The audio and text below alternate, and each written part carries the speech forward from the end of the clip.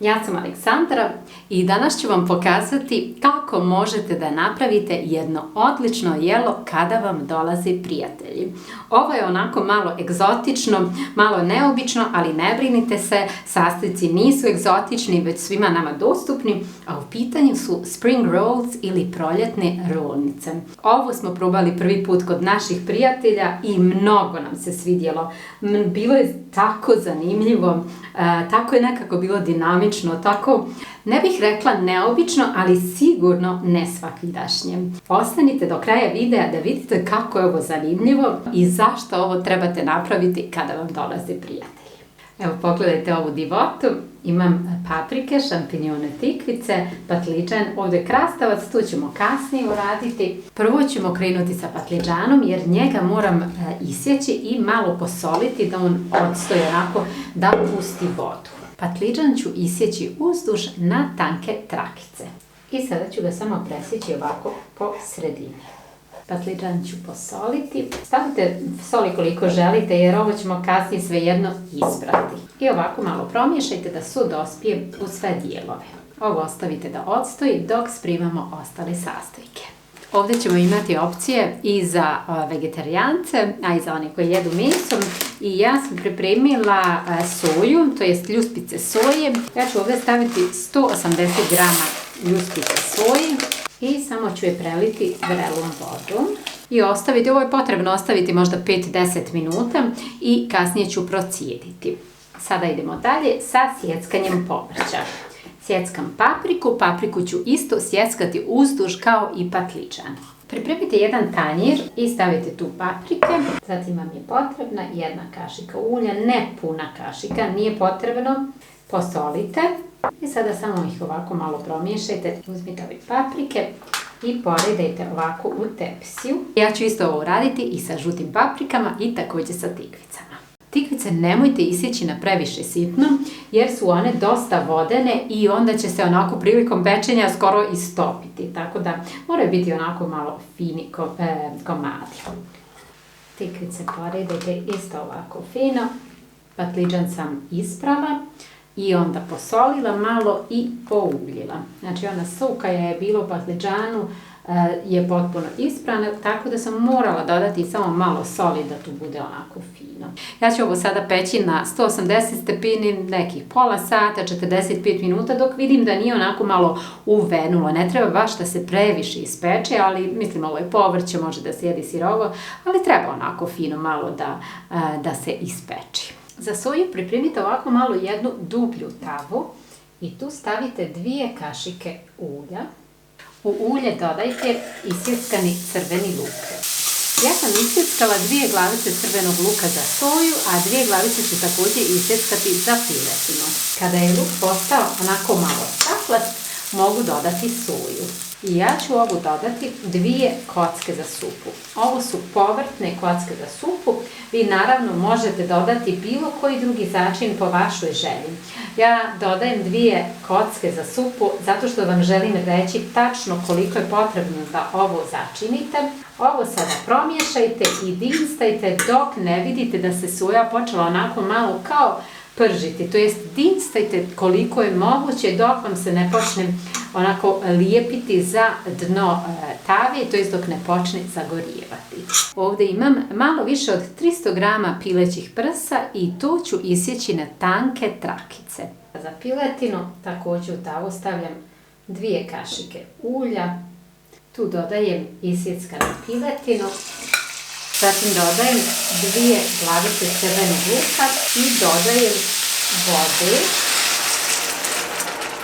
Ovako da pokrije piletinu. Vi naravno ovo možete samo upržiti ako želite, ali ja dodajem vodu zato što želim da ovo malo prvo prokuham tako da ova piletina bude baš onako fino meka.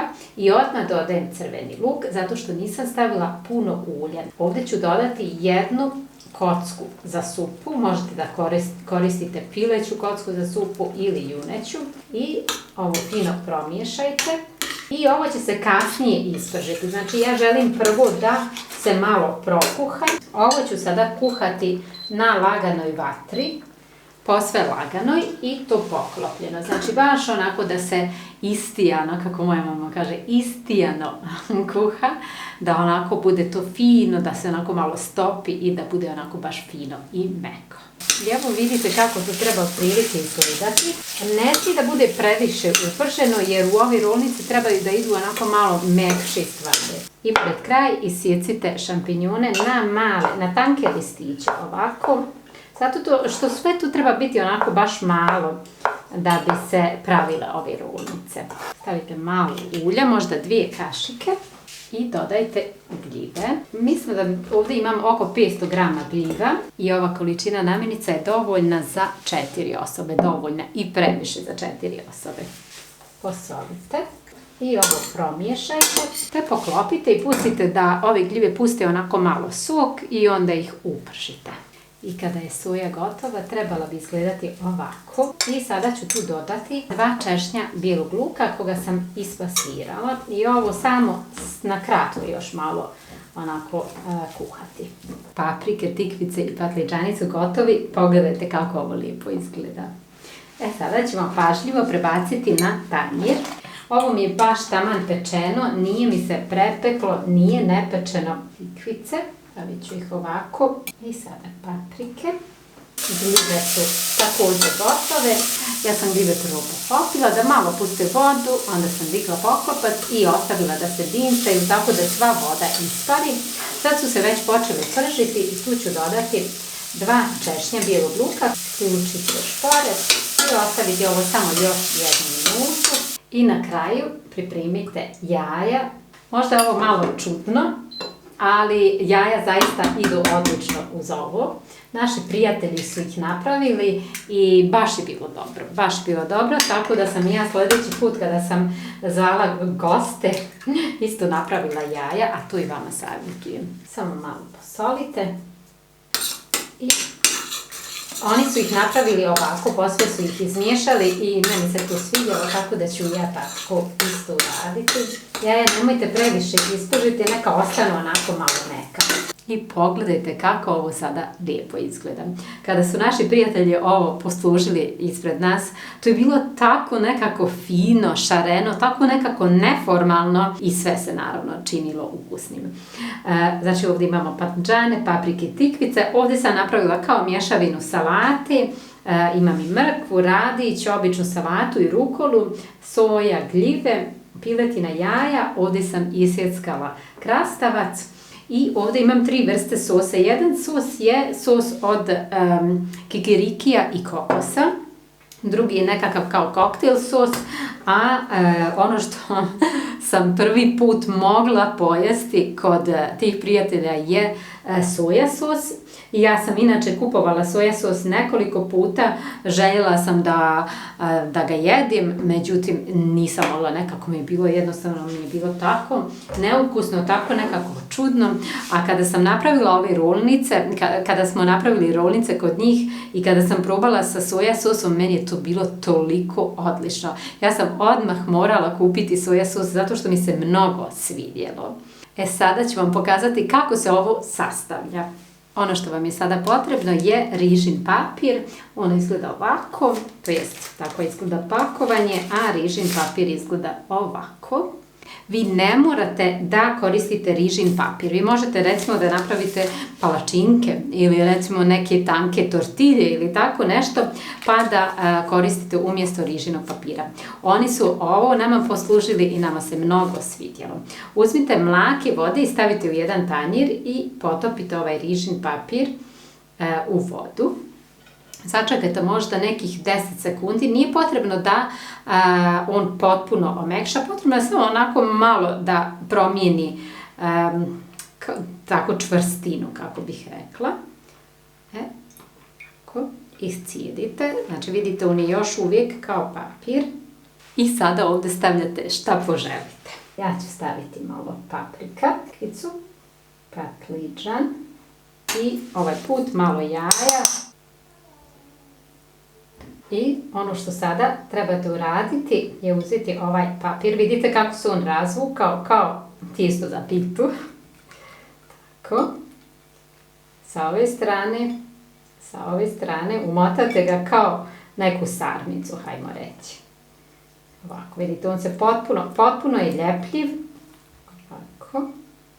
I dobijete kao jednu malu rulnicu. Tako, jede se rukama, biće malo neuredno i onda uzmete sos i umočite u sos i jedite.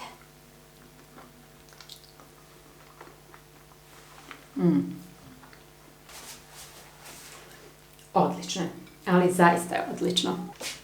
Naravno, vi možete da ovo napravite po svom izboru.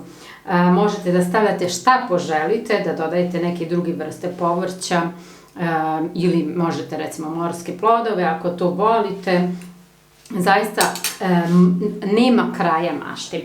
I ono što ću vam reći, ovo nije nešto sada da kažete neko jelo onako wow, nešto preukusno, jer vidite sve je to onako nekako, pa nije skromno, ali nije sad to nešto začinjeno, pa da se pravi na toliko načina, ali je jednostavno zanimljivo. Nekako sjednete svi zajedno, družite se i sami pravite te rolnice i nekako je jednostavno zanimljivo. Znači, ja sam, kada smo otišli kod tih prijatelja, sljedeći vikend sam odmah pozvala sestru i rekla sam obavezno ovo moram da napravim i ona je imala isti komentar. Znači, nije nešto sad da vi kažete ovo je nekakav specijalitet, ali je jednostavno tako zanimljivo jer ne znate šta biste prije uzeli, šta biste prije stavili ovu rolnicu.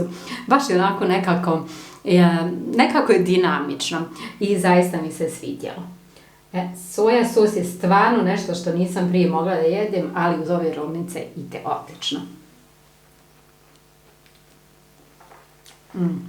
Dragi moji, nadam se da vam se ovaj video svidio, nadam se da će vam ovo poslužiti bar kao ideja, ne morate praviti sa ovim rišinim papirom ako ne želite, ali da će vam poslužiti bar kao ideja šta da napravite kada vam dolaze prijatelji. Ako vam se ovaj video sviđa, ostavite mi jedan like ili komentar, a za ostale recepte posjetite moj kanal na YouTube. I na kraju, naravno, buon appetito!